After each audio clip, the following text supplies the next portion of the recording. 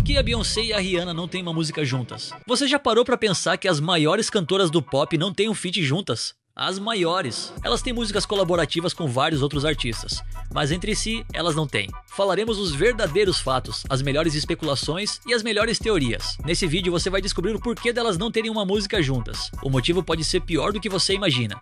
Esse é o canal Convenhamos, um canal de análises, reacts, um canal divertido, um canal bom. E hoje vamos fazer o que aqui? Descobrir o porquê essas duas divas não têm um feat.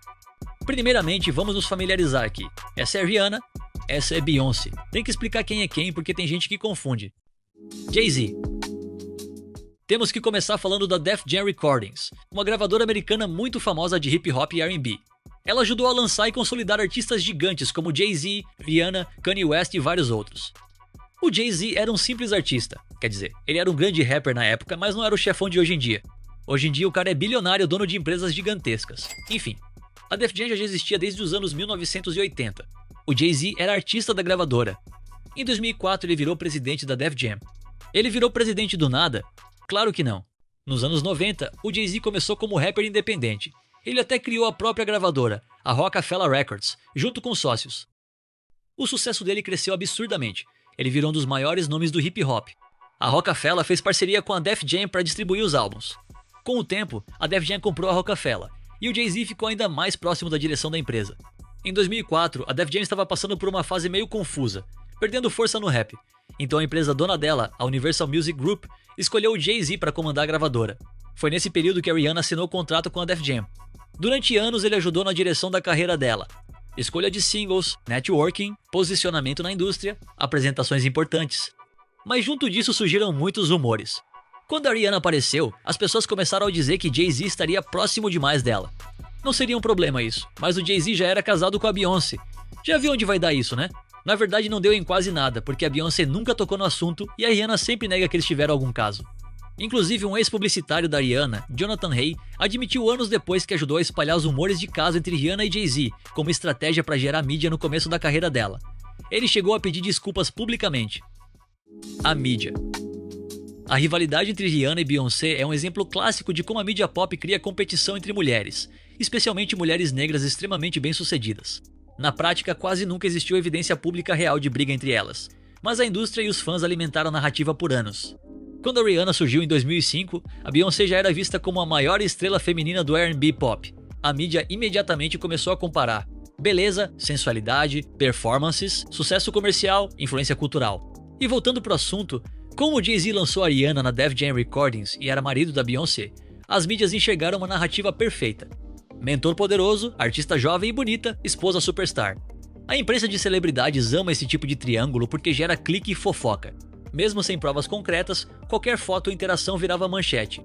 Anos 2000 e início de 2010 tinham várias rivalidades fabricadas. Britney Spears versus Christina Aguilera, Lady Gaga versus Madonna, Nicki Minaj versus Lil Kim. A lógica da mídia era, só pode existir uma rainha. Então fãs eram incentivados a escolher lados. E vamos ser sinceros, até hoje as coisas são assim. A indústria frequentemente coloca mulheres negras em competição direta, como se não houvesse espaço para duas dominarem ao mesmo tempo. A própria Rihanna comentou isso. Nós não precisamos ficar colocando mulheres negras umas contra as outras. A rivalidade vendia porque ambas eram lindas, influentes, sexualmente confiantes, extremamente poderosas culturalmente. A Rihanna se posicionou, mas e a Beyoncé? A Beyoncé raramente responde fofocas. Então, a Rihanna negava, mas a Beyoncé quase nunca comentava. Isso fazia as pessoas continuarem especulando. Se ela não negou, será que tem algo? O engajamento. Um feat entre Rihanna e Beyoncé poderia matar uma rivalidade que sempre gerou engajamento, discussão e atenção para as duas. E faz sentido quando você olha como a indústria pop funciona. A rivalidade entre elas virou praticamente um produto cultural. Fandoms brigando, comparações constantes, manchetes, debates sobre quem é maior, streams motivados por competição. Tudo isso mantém as duas no centro da conversa. Um feat mudaria completamente essa dinâmica. Porque se elas lançassem uma música juntas, a narrativa de inimigas perderia força, muitos debates acabariam e o mistério desapareceria. Na indústria do entretenimento, tensão gera atenção. E atenção é igual a dinheiro. Então algumas pessoas acreditam que manter distância pública preserva essa rivalidade. Especialmente porque elas nunca fizeram questão de desmentir juntas a rivalidade de forma definitiva. Nunca fizeram entrevista juntas, nunca fizeram campanha pública de amizade, nunca lançaram música juntas, raramente aparecem interagindo muito. Isso deixa espaço para especulação eterna. A nova Beyoncé. A teoria diz basicamente que a Rihanna teria sido posicionada pela indústria para dividir a atenção e reduzir o domínio da Beyoncé no pop e no R&B. Na versão mais comum da teoria, Beyoncé estaria dominando demais a cultura pop feminina. A indústria precisaria de outra estrela com apelo global mais amplo. Então Rihanna seria impulsionada estrategicamente como contraponto. O problema é que isso é apenas uma teoria. É verdade que a indústria cria narrativas e comparações. É verdade que Rihanna foi muito bem posicionada comercialmente. Mas não há evidência de um plano coordenado para tirar o foco da Beyoncé. Medo da Beyoncé. Se um artista vence prêmios importantes e não agradece a Beyoncé, a carreira dele perde força ou some. Muitas pessoas acreditam nisso. Ela é baseada em uma leitura distorcida de discursos de premiações, principalmente do Grammy e MTV Awards. Dizem que artistas precisam citar a Beyoncé em discursos para serem aceitos pela indústria. Quem ignora a Beyoncé não dura muito tempo no topo. A indústria recompensaria quem reconhece a influência dela. Eles dizem que a Beyoncé não é apenas uma artista muito poderosa, mas uma figura temida dentro da indústria. Dentro dessa narrativa, ela seria alguém com tanto controle simbólico e influência que artistas evitam confronto direto com ela. Pessoas teriam medo de desagradar ela publicamente. E isso apareceria em coisas como agradecimentos em premiações. So monumental, Beyoncé. It was so monumental and so well thought out.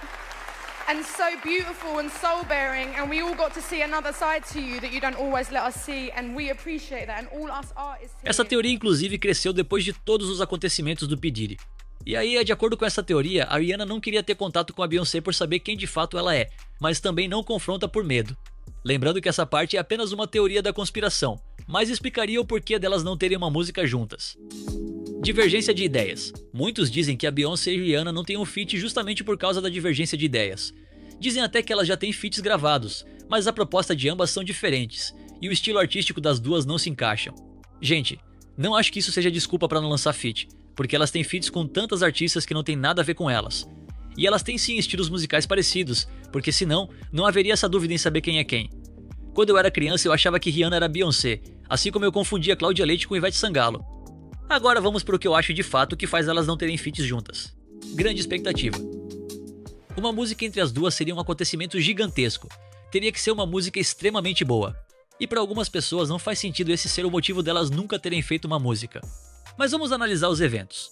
No começo elas poderiam não serem rivais como os outros comentavam, mas também não significa que eram amigas. E na indústria musical, muitas pessoas escolhem pessoas que a energia bate mais para fazer feats. Ou então, alguém que vai se encaixar em algum projeto. E aí pode acontecer de com o tempo elas fossem se conhecendo mais o trabalho uma da outra e com isso se interessarem com o feat. Porém, com a expectativa e rivalidade do público, foi se criando uma ideia surreal de uma música perfeita para ambas. E quanto mais o tempo passa, mais esse feat ganha peso, mesmo sem nem existir ainda.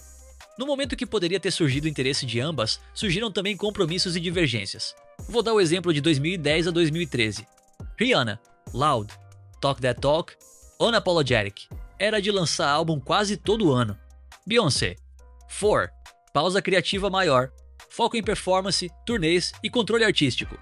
Rihanna, máquina de hits constante. Beyoncé, ciclos longos e projetos mais pensados.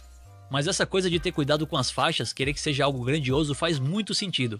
Porque a Rihanna recentemente deu a entender que está produzindo seu próximo álbum depois de anos. E só demorou porque precisa ser algo grandioso. Tem que ser algo inovador, algo diferente e bom ao mesmo tempo. Pensamento da própria. Então, se ela pensa assim pro próximo e tão aguardado álbum, imagina pra esse feat tão aguardado também. Agora me diz aí, qual você acha que é o motivo delas não terem feito uma música juntas até agora? Deixa aqui nos comentários. Também se inscreva nesse canal, quero trazer diversos conteúdos bons pra você. Tô buscando sempre evoluir, meu canal é novo, tudo feito pelo celular, sem equipamentos necessários, sem espaço necessário. Eu queria trazer uma qualidade, autenticidade e entretenimento melhor pra vocês. Mas o que dá pra ser feito agora nas minhas condições atuais, eu tô fazendo. E tô dando o meu máximo. Espero que você tenha gostado do vídeo. Clique no gostei pra ajudar e até o próximo.